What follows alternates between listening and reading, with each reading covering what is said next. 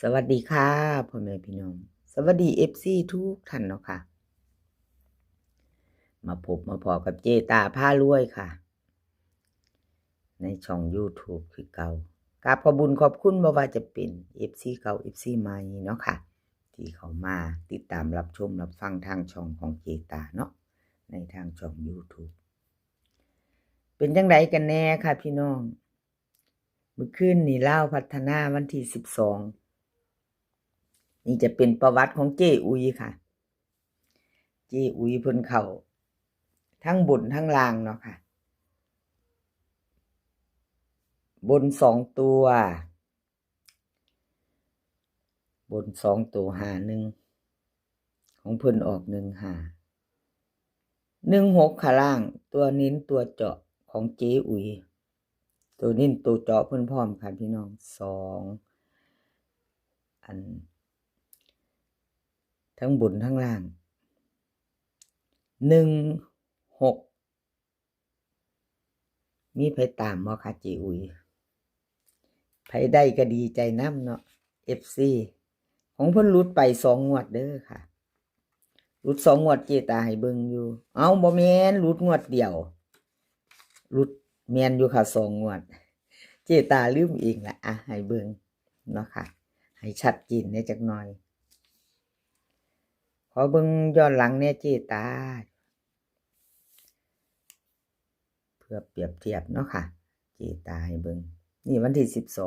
12 4งวดเพิ่นเข้า2งวดค่ะ4งวดเข้า2งวดวันที่12เข้าทั้งบนทั้งล่างเนาะ FC ว่าจังใดเตรียมแคปหน้าจอไปพิจารณาเอาเนาะค่ะพิจารณาเอาชอบก็จัดกับขอบคุญขอบคุณเจอุยหลายๆค่ะที่ให้แนวทางมาวางทางช่องของเจตาค่ะของเจอุยวันที่14ค่ะเจตาก็ดีใจน้องเพิ่นผู้เพิ่นว่างแนวทางผู้ว่างผู้เพิ่นว่างเพิ่นก็ดีใจเนาะพี่น้องคงเพิ่นก็ดีใจเขาทั้งบนทั้งล่างเนาะให้มาอย่างเร็วกับขอบคุญขอบคุณเจอุยหลายๆค่ะ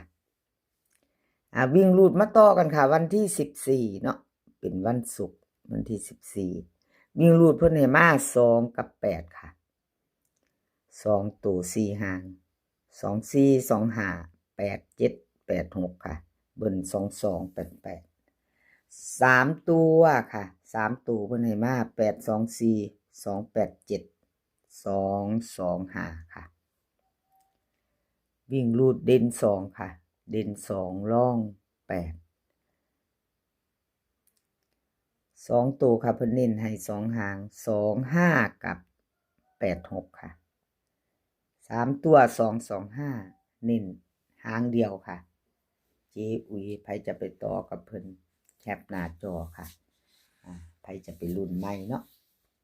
รุ่นใหม่ไปต่อกับเจ๊อุ๋ยคลิปนี้เจตาก็จะมี3เซียนเนาะค่ะมีเจ๊อุ๋ยมีตาบรรทัดแล้วก็คุณยายใจดีคลิปนี้3เซียนค่ะถ้าชอบของผู้ใดก็อันคิดอยู่ในใจเคยตามมาเนาะเคยเข้ามารับชมรับฟังเห็นแล้วแต่บ่ทันได้ติดตามบ่ทันได้สนใจเนาะพี่น้องบ่เคยแคปหน้าจอค่ะแคปไว้ไปพิจารณาค่ะเอาที่เราชอบมี3เซียนเจ๊อุ๋ยตาบรรทัดค่ะคลิปนี้ตาบรรทัดแล้วก็คุณยายใจดีค่ะFC ตาบรรทัดก็รอ FC คุณยายก็รอเอาค่ะไปต่อกับตาบรรทัดต่อไปตาบรรทัดกับขอโทษขออภัย FC หลายๆเด้อค่ะของเพิ่นหลุดไปเนาะวันที่12 651บนค่ะ16ล่างของตาบรรทัดหลุดไปกับขอโทษขออภัย FC เป็นอย่างสูงเขาตะวันที่7ค่ะเขาตะวันที่7 4งวดเขางวดหนึ่งแล้วก็มีวิ่งรูดเขาเนาะค่ะ2งวด3งวดติดค่ะ2งวด3งวดเนาะเพิ่นหลุดขอโทษขออภัยหลายๆค่ะแทนตาบรรทัดเนาะ FC ของเพิ่นเจตาให้กำลังใจคือเก่าเด้อค่ะเป็นกำลังใจให้กันและกันเหมือนเดิมมาไปต่อวันที่14เป็นวันศุกร์กับตาบรรทัดเนาะของเก่าหลุดแล้วหลุดไปของใหม่มาค่ะใหม่มาแล้วกับตาบรรทัดกราบขอบคุญขอบคุณตาบรรทัดหลายๆค่ะที่ให้แนวทางมาวางทางช่องของเจตากราบขอบพระคุณเป็นอย่างสูงค่ะมาลุ้นกันต่อเนาะค่ะวันศุกร์20:30กับตาบรรทัดวิ่งรูดค่ะตาบรรทัดให้มา1 กับ 7 1 กับ 7 2ตัวค่ะ4หาง1 9 1 7 7 3 7 4ค่ะเบิ้ล1 กับ7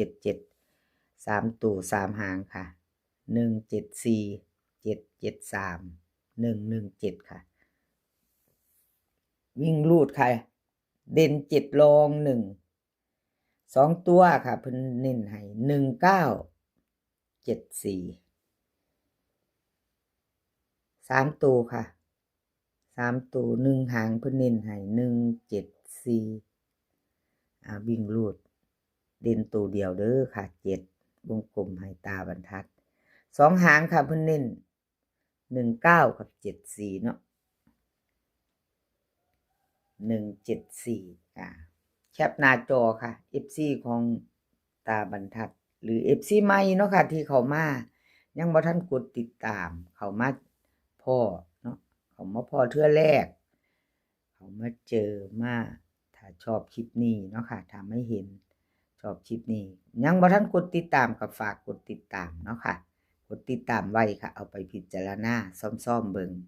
แล้วก็อย่าลืมกดกระดิ่งแจ้งเตือนนำค่ะจะได้บ่พลาดคลิปใหม่ๆในช่องของเจตาเวลาลงปุ๊บก็ได้เห็นปั๊บเนาะค่ะ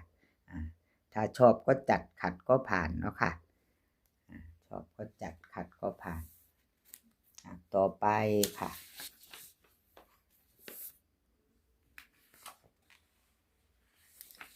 คุณยายใจดีค่ะ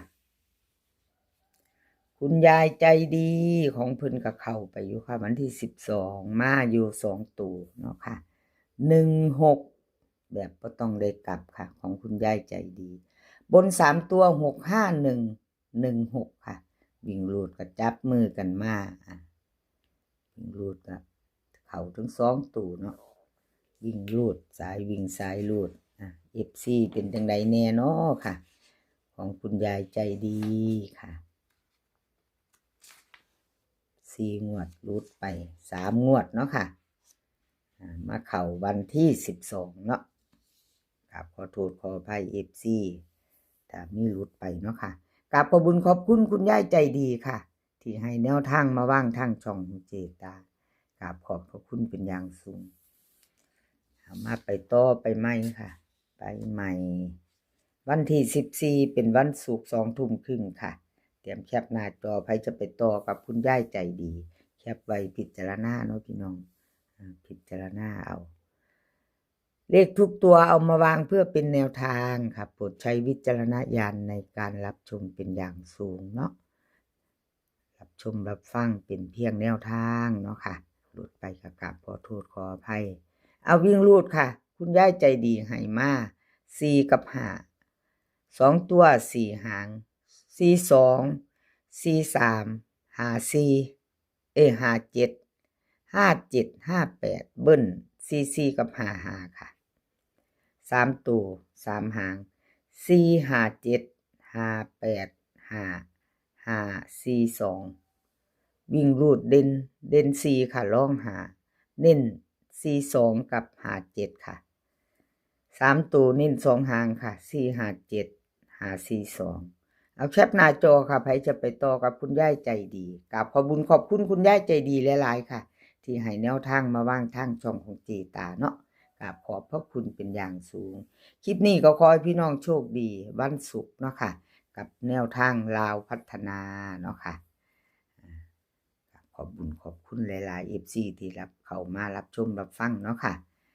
ขอให้พี่น้องมีความสุขและก็สุขภาพแข็งแรงกันทุกคนค่ะเดินทางไปไสก็ขอให้ปลอดภัยเดินทางไปขอให้มีโชคค่ะกลับมาก็ขอให้มีชัยกราบขอบพระคุณหลายๆคลิปหน้าพ่อกันใหม่ค่ะคลิปนี้ก็สวัสดีค่ะ